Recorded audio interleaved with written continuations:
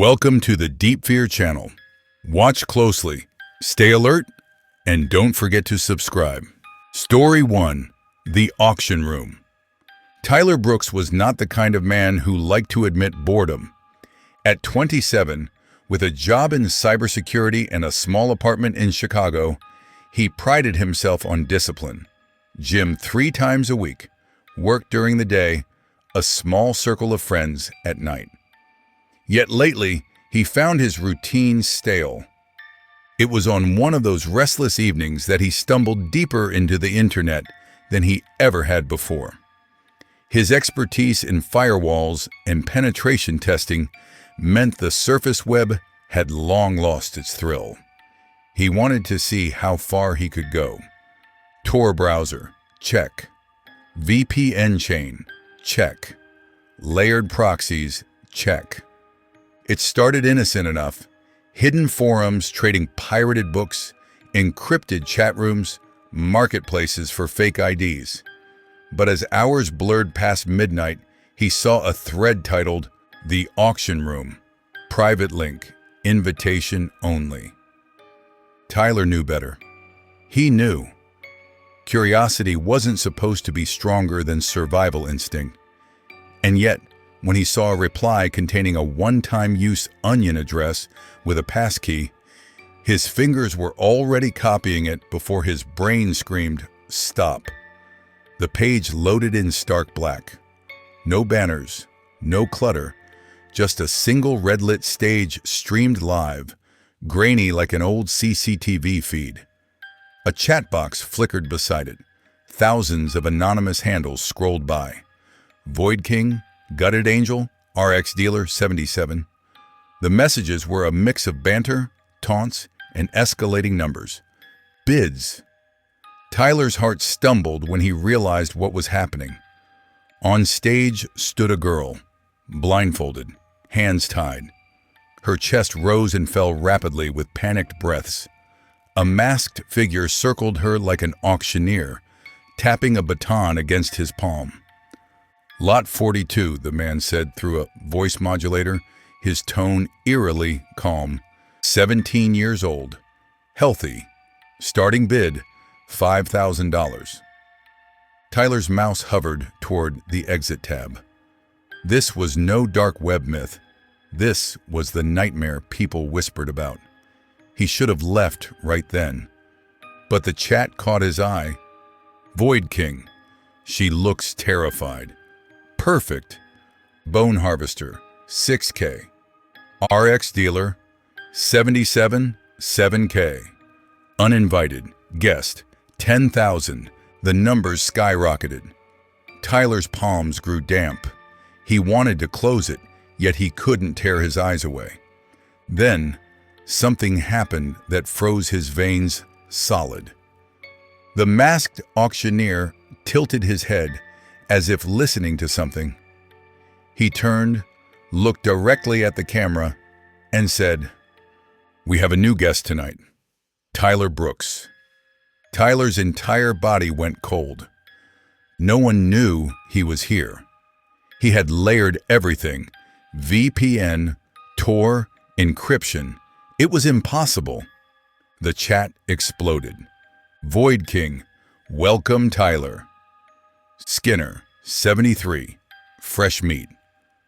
RX Dealer, 77, finally a new toy. The screen glitched, then flickered. For a second, Tyler saw his own webcam feed in the corner of the stream, his wide-eyed face staring back. Panic slammed into him. He ripped tape from his drawer and slapped it over the camera, yanking the cord free. But the auctioneer kept speaking. "Don't bother. We already see you. The audience likes new faces. They like choices." The baton tapped the floor. The blindfolded girl whimpered. "Shall we auction her? Or him?" the crowd roared. Tyler shut his laptop so fast the hinges squealed. His chest felt like it would cave in. It had to be a bluff. Psychological warfare. He double-checked his system, scrubbed every trace, disconnected from Wi-Fi, and even yanked his router from the wall. For a moment, silence wrapped around his apartment. He convinced himself it was paranoia until his phone buzzed. An unknown number. The message, Lot 43, starting soon. Attached was a live photo of his apartment door. Tyler didn't sleep that night. He packed a duffel, shoved his pistol inside, a legal one for self-defense, and drove across town to a motel. But at 3:14 a.m., the fire alarm blared. Guests stumbled out into the lot. Tyler clutched his bag and scanned the crowd. Then he saw them. 3 figures. Black hoodies, masks with grotesque grins, standing too still among the chaos, watching only him. One lifted a phone. The screen glowed red with a single word. BID. Tyler ran, days blurred into paranoia. He moved between hotels, changed burner phones, contacted old colleagues in cybersecurity for advice, without giving details. But the auction room always found him. A note slipped under his door. Lot 43 not sold yet. A package with a USB stick. When plugged in, it showed his mother's house, live feed. A voice on his voicemail, distorted, whispering, "The audience grows restless." Every attempt to trace them failed. Their network was too vast, too deep. It was like fighting shadows. Tyler considered the police.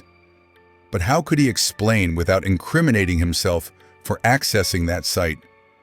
Even if he did, what evidence could he present? He felt caged, hunted. On the 7th night, his laptop powered on by itself. The screen glowed red. Live auction, Lot 43. The camera feed showed him sitting in his own dark motel room, confused and horrified. He hadn't even realized they'd hacked the new system. The chat was wild. Void King, finally. RX Dealer 77, put him on stage. Skinner, 73, $20,000 to start. The masked auctioneer appeared again. Lot 43, cybersecurity expert, healthy, frightened. Bidding begins now. Tyler screamed at the screen, "What do you want from me?" The man tilted his head, baton tapping. Entertainment. The dark web lives on spectacle. The bids climbed. $25,000, $30,000, $40,000. Then silence. The highest bid froze at $50,000. The auctioneer leaned close to the camera. Sold. Behind Tyler, the motel lock clicked. The motel manager swore he never saw who entered Tyler's room that night. Just that, when morning came, the door was ajar, lights still on, and the room empty. Tyler Brooks was never found. But on certain hidden forums, deep in threads only accessible to the most dedicated, a video circulates. It's grainy, shaky, filmed from the perspective of a screaming man dragged across a stage under red lights. His name is whispered, again and again, Lot 43. The final frame always shows the audience, rows and rows of faceless silhouettes clapping in unison. Story 2, The Red Screen. Ethan Cole was a 19-year-old freshman at an American university in Ohio, a computer science major obsessed with cracking puzzles. He often browsed hidden forums at night while his roommate snored in the other bed. One evening, he found a thread buried deep in a darknet board. Title: The Red Screen Challenge. Do not download. Replies range from mockery to terror. Fake creepypasta lol. My cousin tried it. He hasn't logged in since. It's not a game. It watches you. Attached was a file. Redscreen.exe. Only 512 kilobytes. Ethan grinned. Urban legend crap. He downloaded it. When he opened the program, his laptop screen flashed bright crimson. Text appeared in stark white. Welcome, Ethan. He froze. The program had pulled his name from somewhere. Local username? Maybe. Nothing special. Then another line. We will play 7 nights. Do not tell anyone. His webcam light flickered on. He slapped tape over it, heart racing. The program didn't care. Night 1. Look outside. Against all logic, Ethan obeyed. He padded to the window of his dorm room. The campus lawn stretched quiet under street lamps. Students walked in pairs. But directly below his window, a man stood. Still, staring straight up at him. His phone buzzed. Unknown number. The text. Good. You see me? The screen went black. Ethan told himself it was a prank. Someone hacked his IP, maybe used GPS spoofing. Scary, but explainable. The next night, curiosity won again. He launched the program. Red screen. White text. Night 2. Give us blood. He laughed nervously. Yeah, right.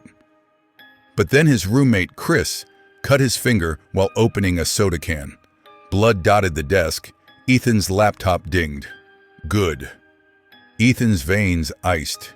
He hadn't touched anything. Each night grew worse. Night 3. The program demanded he leave his dorm unlocked. He did. At 3:33 a.m., he woke to footsteps circling his bed. By the time he flicked the lamp on, the room was empty. But Chris's textbooks were rearranged into the word, soon. Night 4. His phone gallery filled with photos, all of him sleeping. Different angles, different nights. None he remembered taking. Night 5. The program typed, Chris is next. That night, Chris never returned from a late study session. The police found his phone crushed in the campus woods. No body. Ethan stopped eating. His hands shook constantly. He couldn't tell anyone. The red screen warned him, tell, and you die early. By now, Ethan looked haunted.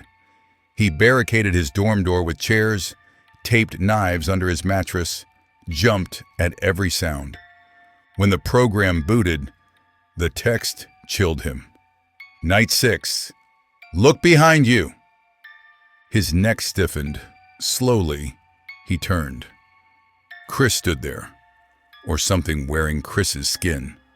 Face pale, eyes hollow, mouth twisted, too wide. It croaked, 1 night left, before collapsing into mist. Ethan screamed until his throat bled. On the 7th night, Ethan didn't want to open the program, but the file launched itself. The crimson glow filled the room. Night 7. We come through! The walls vibrated. His lights exploded. The screen showed dozens of faces, pale and grinning, pressing against the inside of his monitor like trapped souls. Their hands pushed against the glass. One cracked through, then another. Fingers stretched, clawing out of the screen. Ethan bolted for the door. It wouldn't budge. The red light filled every corner. The hands pulled themselves free, faceless figures crawling from his laptop, whispering in unison, "Join the file." The last thing Ethan's neighbors heard was a single guttural scream. Campus police entered the next morning. Ethan's dorm was empty. Laptop shattered, but his monitor still glowed faint red despite being unplugged. On the desk was a note, scrawled in blood. Night 1 begins again. A week later, another student downloaded a file called redscreen.exe. The cycle continued. Story 3. The Mirror Stream. They always say the worst things on the internet aren't the ones you search for. They're the ones that find you. My name is Jake Holloway. I wasn't looking for nightmares when I found it. Honestly, I wasn't looking for much of anything. At 24, my life had already flatlined. College dropout, dead-end job at a warehouse, nights spent in a crappy Detroit apartment with peeling paint and humming radiators. My escape, my addiction, was the web. Not Instagram or YouTube, no. I dove deeper. I'd been using Tor since I was 19. At first it was curiosity, then it became habit. Pirated books, conspiracy forums, hidden chat rooms. Most of it was boring. The so-called dark web was 90% scams and wannabes. But sometimes you dig too far. That night, I was in an IRC chat room, half asleep, scrolling through link dumps. When I saw it, mirrorstream.onion. No description, no chatter. Just the word mirrorstream. I don't know why I clicked it. Maybe it was the silence around it. The fact that no one in the chat mentioned it at all. The site was bare, black background, white text at the top. Live, audience decides. And below that, one single embedded video player. A red dot blinked live. Curiosity won? I clicked play. The first thing I noticed was the camera quality. Grainy. Old. Like CCTV footage in a basement somewhere. Concrete walls, dim yellow light. In the center of the frame was a man in a porcelain mask. His clothes were dark, splattered with stains that the low resolution couldn't quite hide. And in front of him, someone knelt, hands tied, blindfolded, trembling. A gag muffled their desperate cries. I froze. This wasn't a movie. This wasn't staged. Every part of me screamed to click away. But the chat on the right-hand side caught my attention. Thousands of usernames scrolled by in a blur. Void Eater, Dollmaker77, Watcher 666. All of them typing commands. Knife, knife, knife. No! Burn him! Audience votes fire. At the top of the chat was a poll. A real-time vote. Method? Knife. Fire. Hammer. The masked man stood there waiting, as if he couldn't move until the poll ended. The timer ran down. Fire won. He turned, picked up a metal canister, and poured liquid over the kneeling figure. The victim thrashed, gagged sobs echoing off the concrete. I wanted to close the laptop. My hand hovered over the mouse, but I couldn't move, couldn't breathe. The masked man struck a match. The chat exploded. Clapping emojis, strings of do it, people spamming, yes, yes, yes. And then, without hesitation, he dropped the flame. The figure went up in fire. The scream, I'll never forget it. It wasn't like a movie scream. It was raw, broken, tearing itself out of lungs that couldn't take it. I gagged, bile burning my throat. But then, something worse happened. The masked man turned to the camera. His head tilted slightly, listening to some voice I couldn't hear. And then, through a voice modulator, he spoke. Welcome, new viewer. Yes, up. I slammed my laptop shut so hard the hinges rattled. My chest was heaving. It had to be coincidence. Just a generic line. A pre-recorded greeting, maybe. But the way he said it, the pause before new viewer, it felt aimed directly at me. I didn't sleep that night. Every creak of my apartment felt like footsteps outside my door. I told myself I'd imagined it, that the site was some elaborate hoax with actors and clever timing. By the next evening, I almost convinced myself I was overreacting. Almost. But at 11:30, I gave in. Curiosity gnawed at me until I opened Tor again. My fingers trembled as I typed the address. The stream was live. This time, a young woman knelt in the basement, blindfolded, sobbing. The pole at the top flashed 3 options: nails, rope, boiling water. I hovered over the tab, ready to click out. But then, something new appeared. A 4th option: a Jake. My blood turned to ice. Votes surged toward it immediately. The percentage shot up, faster than the others. On screen, the masked man cocked his head. Slowly, deliberately. Shall we bring our new friend into the game? The chat exploded. Jake! J-A-K-E. J-A-K-E. Bring him! Stream the hunt. And then my laptop betrayed me. The little green dot on my webcam lit up. I had tape over it, black electrical tape, but somehow the feed cut through anyway, showing me my apartment, my pale face, frozen in shock. And in the corner of the live stream, my video appeared, broadcast to thousands of anonymous viewers. The chat went feral. There he is! That's Jake. Get him! The masked man leaned close to the camera, porcelain face filling my screen. And in that distorted voice, he whispered, "We're coming, Jake." When the porcelain mask whispered, "We're coming, Jake," I thought I was going to pass out. I slammed the laptop shut, yanked the power cord from the wall, pulled the battery. But even with the machine dark, I felt watched, like 1,000 unseen eyes were crawling over me through the cracks of my apartment walls. I paced for hours, too afraid to sleep, too afraid to even blink. When exhaustion finally dragged me under, I collapsed on the couch, clutching a kitchen knife like it was a holy relic.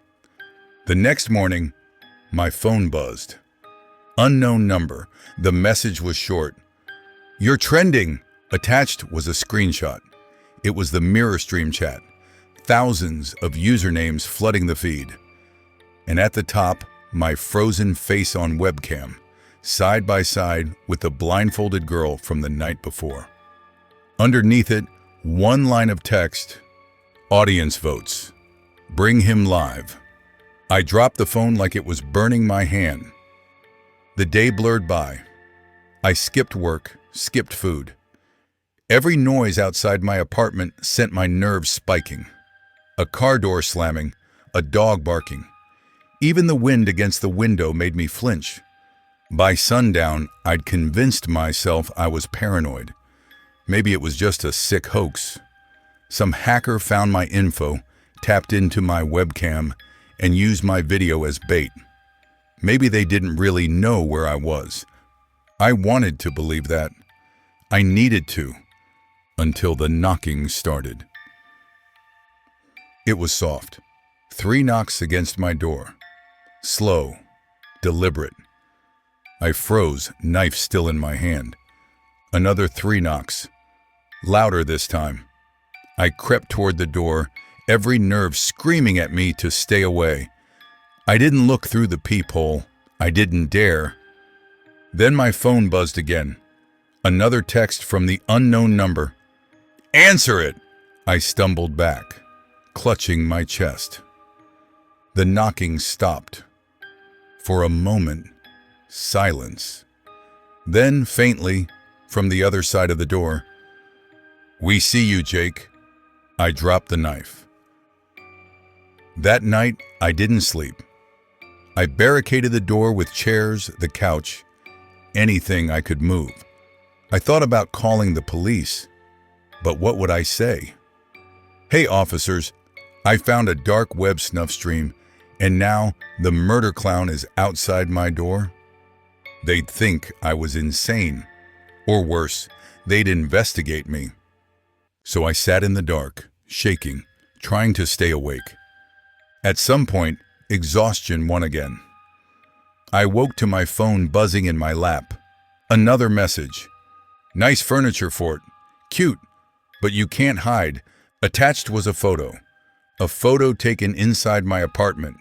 Me, sleeping on the couch. Knife still clutched in my hand. I didn't leave my apartment for 2 days. I lived on bottled water and stale cereal, too scared to even go outside. But it didn't matter. They already had me. On the third night, the laptop powered itself on. I swear I didn't touch it. The screen flickered, the mirror stream page loading by itself. The basement feed filled the screen. This time, no victim. Just the masked man, standing still, staring at the camera. The pole at the top didn't have knife, or fire, or hammer. It had only one line. What should we do with Jake? The chat exploded instantly. Track him! Drag him live! Bleed him on stream! I screamed at the laptop. Leave me the hell alone. The masked man tilted his head. Then he lifted something into frame. My wallet. I felt the blood drain from my face. He held it up slowly, showing the ID card inside. My name, my address. The chat went wild. That's him! Go now! Bring us Jake! And then, the poll changed again. When should we take him? Tonight. Tomorrow. Sunday. Votes climbed instantly for tonight. The timer ran down. The winning option flashed. Tonight. The masked man raised his hand and knocked 3 times against the camera. Exactly like the knocks on my door. I didn't think. I just ran. I grabbed my wallet, keys, and bolted down the stairs of my apartment building, not even locking the door behind me. My car sat in the cracked parking lot, and I fumbled the keys with shaking hands until I got inside. I drove. No direction. Just away. The roads blurred past in streaks of orange streetlight. Every time a van or SUV passed me, I flinched. Every time headlights lingered in my rear view, I nearly swerved off the road. I ended up at a 24-hour diner an hour outside the city. Sat in the farthest booth, back to the wall, knife in my pocket. The waitress asked if I was okay. I told her I hadn't slept in days, which wasn't a lie. For a moment, I felt safe, until my phone buzzed again. Nice diner, cherry pie looks good. Too bad you're not hungry. I looked up, slowly scanned the booths, the counter, the parking lot outside. But I didn't see anyone. They could have been anyone, any customer, any car outside, any smiling stranger. The mirror stream wasn't just watching me, it was following me. I didn't pay for the coffee, didn't wait for the check. I just left the diner, knife still in my pocket, eyes darting at every shadow in the parking lot. My car felt like a coffin on wheels, but it was the only place I could run to. I drove again, deeper into nowhere, until the city lights thinned and the road became black ribbon under my tires. Somewhere outside Lansing, the gas gauge hit empty. I pulled into a station where the fluorescent lights flickered like they hadn't been changed in years.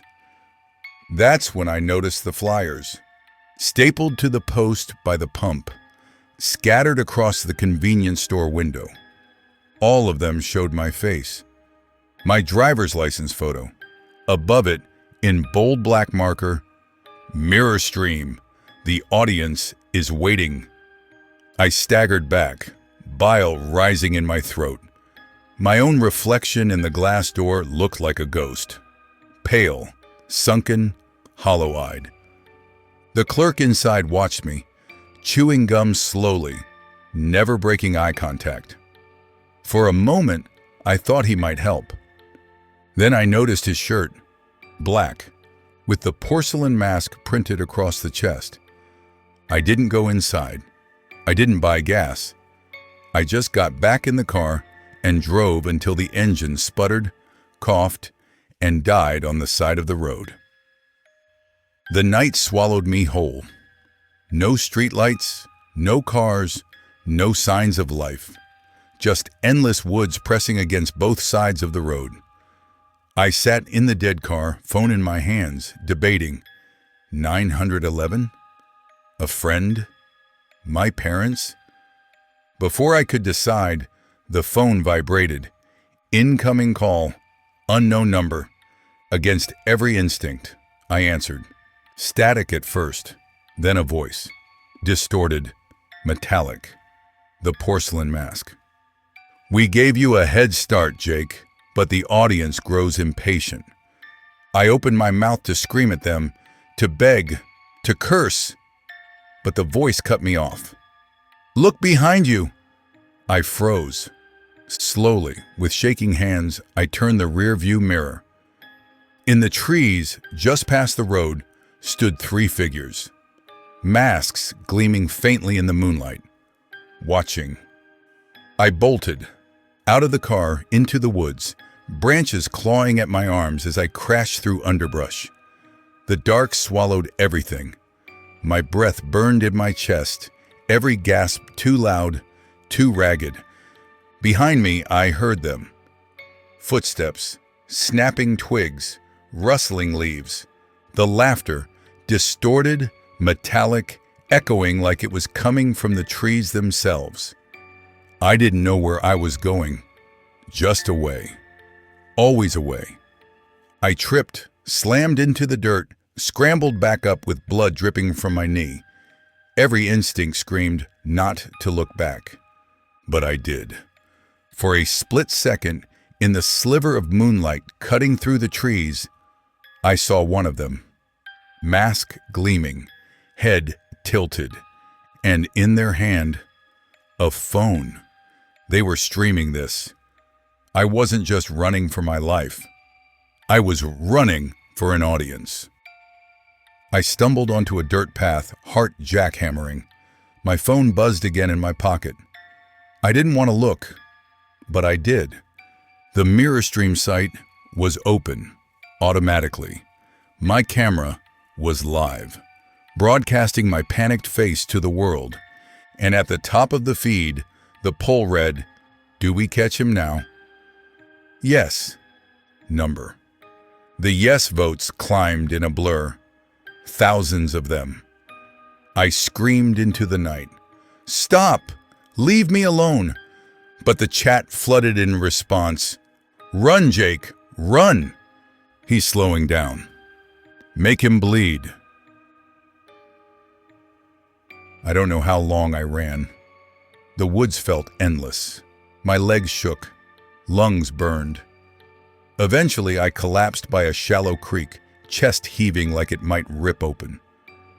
For a moment, there was silence. I thought maybe I'd lost them. Then, faintly, I heard the knocks. 3 knocks, echoing through the trees. I looked up, and in the reflection of the creek water, behind me, the porcelain mask stared back. I don't even know how they caught me. One moment I was running through the woods, branches tearing at my arms, lungs burning. The next, I was in the basement. Same concrete walls, same yellow light. The air thick with smoke and the metallic tang of blood. And there he was, the masked man, standing perfectly still, as if waiting for me to notice him. I tried to run again, but my legs gave out. I fell face first to the cold floor. The webcam on the corner of the room flickered on. My own face appeared on a live feed, broadcast to thousands. The chat exploded instantly. There he is. Bring him on stage. Finally, the poll appeared, glowing red. Method? Knife. Fire. Hammer. Surprise. The timer ticked down. Votes climbed. I realized It didn't matter what they chose. The masked man lifted his hand, pointing directly at me. My blood ran cold. Then the feed switched. I wasn't looking at myself anymore. I was seeing the other viewers, their faces blurred and glowing behind dark screens, but somehow aware. They were all watching me. All of them had been the part of this from the beginning. Every click, every vote, every laugh, it had brought me here. The timer hit 0. A hand grabbed my shoulder. I screamed.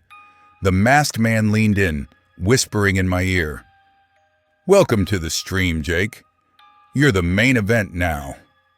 I realized, too late, that the mirror stream wasn't just a sight. It wasn't a prank. It wasn't even a show. It was a trap, a living, breathing entity, fed by fear, fed by curiosity, and I had been too curious. The last thing I saw before darkness swallowed me was my own reflection in the mask. Not his face. Mine. Grinning. Watching. Waiting for the next viewer. The feed cut. And somewhere, someone else clicked the link. The red dot blinked live. If you enjoyed this video, don't forget to subscribe. Was it paranormal or just something we can't explain? Share your thoughts in the comments, and remember, never watch alone at night.